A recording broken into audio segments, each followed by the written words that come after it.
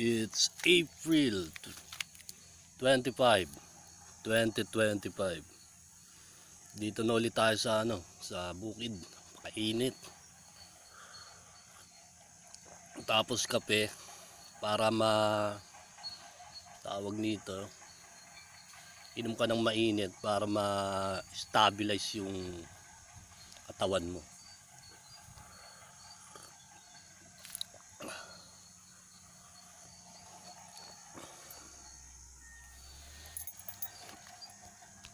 So, yeah.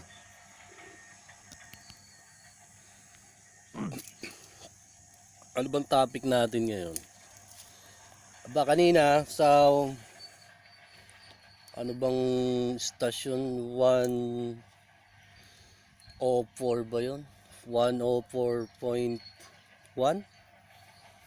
Balita sa radyo. May balita sa radyo.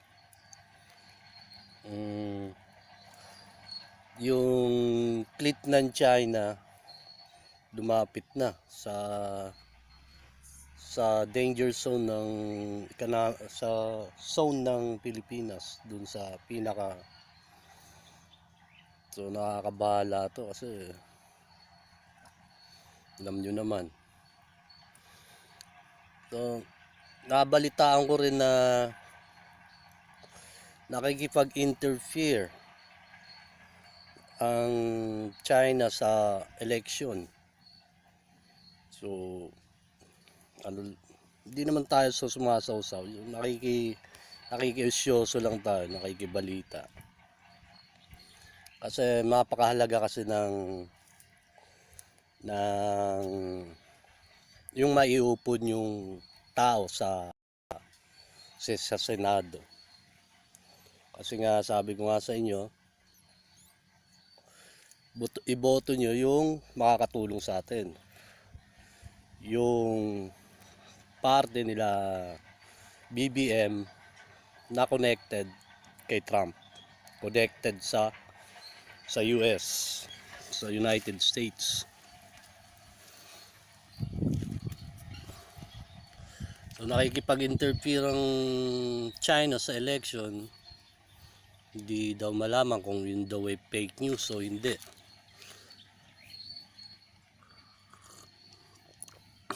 Dito kasi alam nyo, possible yun. Kasi nga sabi, maraming Chinese tycoon dito sa Pilipinas.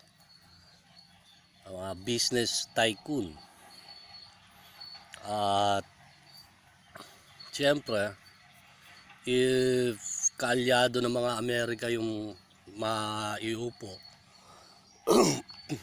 siguro may epekto sa affected yung maybe magiging affected yung mga business nila. Hindi natin alam. At andito pa yung mga 20 kilos 20 per kilo bigas.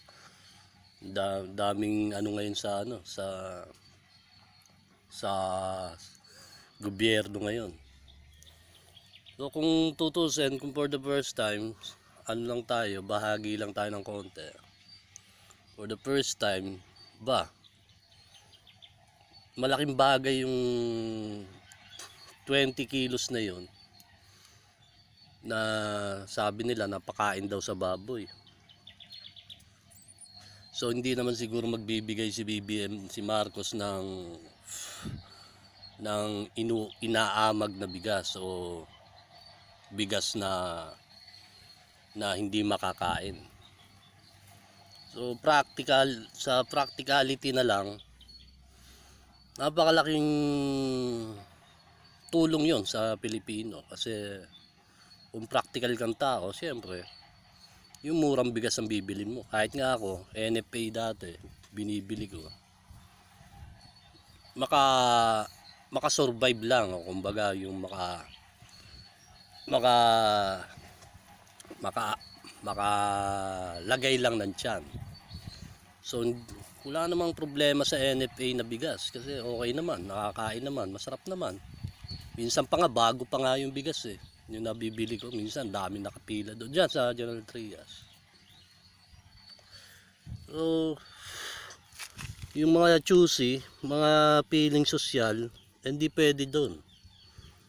Kasi nga sasabihin, NFA nga daw, yung bigas na ano. For the first time yata sa Pilipinas, may tumupad ng pinangako niya.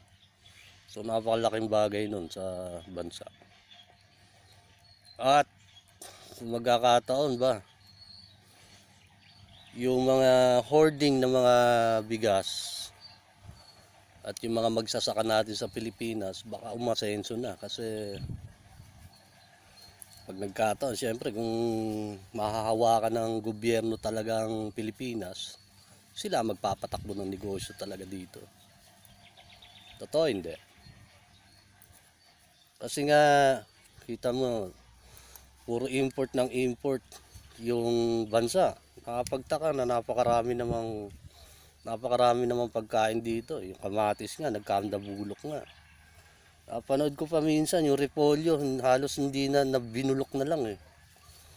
Binulok na lang ng mga farmers sa Baguio. Kasi nga maraming import sa ibang bansa, pero yung mga farmers natin dito, hindi nabibili yung hindi binibili yung produkto, di ba? So malaking bagay yung ginawa ni BBM na baka malaking bagay sa kanya yun. Sa atin nga pala.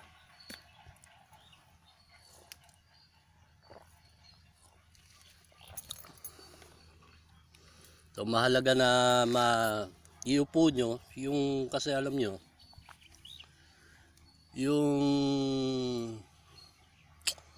yung mga pinaplano natin dito sa bansa, baka sabihin nyo pang small time. Putang ina, baka itapat mong lahat ng negosyo na pinakamalaking bagay, na pinakamalagang bagay, pinakaimportanteng bagay. Itapat mong lahat. Ngayon, gaano ba kalaki ang mga Katoliko sa ibang bansa, sa Roma? Doon ba sa sinasabi kong karangalan ng bansa, yung small time, di ba? Small time ba yun? Napaka, kumbaga, yung sinasabing cheap. Napaka-cheap yung mag-isip.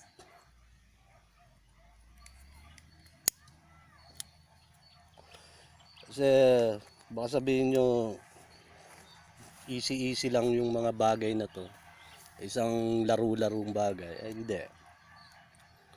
Kaya nga tarantan na sila, lagang-ulaga na ang mga datingan nila dito.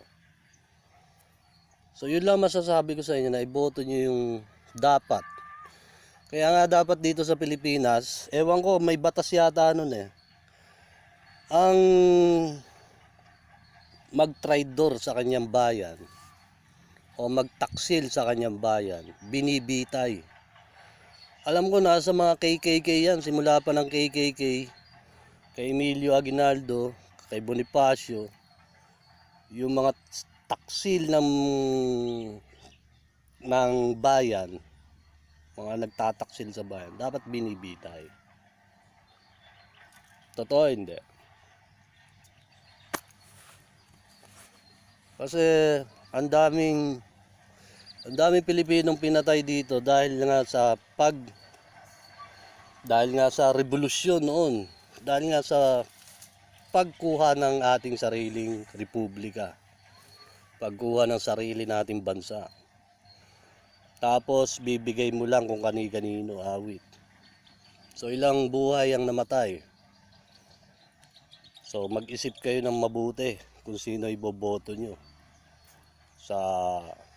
dito sa Pilipinas, dito sa bansa. Kasi baka pabanjing-banjing lang kayo kung sino-sino boboto nyo, talagang tanga na kayo sa tanang buhay nyo. Kayo na ang pinakatangang tao. Sa simula't simula pa, tinatawag na kayong Indio ng mga Espanyol. Baka naman hanggang ngayon tanga ka pa rin. Putang ina, ilang taon na, mukhang tanga ka pa rin. Iboto nyo yung dapat na ilalagay natin sa Senado na makakatulong sa bansa, na makakatulong sa atin, makakatulong sa malaking pag-unlad na mabibigay dito sa bansa. Nakakuha nyo ba? Kasi hindi, kita nyo man, bakit makikipag-interfere ang China sa election na to? So possible lahat na hindi yung fake news na pwede yung mangyari. Nasa 80% pataas na pwede yung possibility na mangyayari. Dahil sa dami ng mga Chinese tycoon, business tycoon dito sa Pilipinas. Aba, mag-isip-isip kayo. Baka hindi na Pilipino nagpapatakbo ng bansa. Nakakuha nyo? Kaya dapat yung taksil sa bayan, yung mga traidor ng bayan, binibitay, nililibing na ng buhay. Alam ko nandun yun sa batas. Alam ko nandun yun sa batas eh. Nasa batas natin yun yung ganun. Yung ganung batas. Pag nagtaksil ka sa bayan, ililibing ka ng buhay, bibitayin ka. Yun dapat ang ginagawa sa kanila. Nakakuha nyo? So anong karangalan na maibibigay natin sa bansa? Anong klaseng yaman na maibibigay natin dito sa bansa? Doon kayo mag-isip. So ano bang possibility? Meron bang porsyento na pwede tayong umunlad? Meron ba tayong porsyento na pwede tayong tingalain ng iba't ibang bansa? Meron bang ganon? Mag-isip na lang kayo kung meron ganon. Sa akin, para sa akin naman eh, baka meron, baka hindi ewan ko lang. Kasi kung tanga yung kinakausap ko, walang mangyayari sa atin dito. Pare-parehas na kayong tanga. Huwag nyo na akong damay. Kakuha nyo? Okay. Gano lang ako, nag-share lang ako dito kasi nagugulat ako. Pinasok na daw sa fleet eh. Pagka sinabing fleet, aircraft carrier ng China. Doon sa Palawan yata. Na pumasok dito sa vicinity, sa zone ng, economic zone ng Pilipinas. So nakakabahala yung ganun. So, hindi nyo naman kasi matatanggi kasi yung mga kasama ko din dati. Ilang taon din ako sa Campo Aguinaldo. Yung mga kasama ko, mga sundalo, mga intel ng mga Navy. Kilalang kilala ako dun. Sila Chief Muday, sila Chief Gripaldon, sila lahat sa NMDC, sa Naval dito, sa kampo ng Navy. Tanong nyo na lang ako kung kilala pa nila ako. Lagi-lagi kasi ako nagbabasketball dun eh. So lagi-lagi nila ako nakikita dun sa court. So ganun na lang. Okay, at magandang hapon sa inyo. This is John Salgado, creator and the founder of the Rock of Jesus Christ. Yung pinakamatibay sa lahat. Yun lang naman yun. Mag-isip ka. Babay na ulit.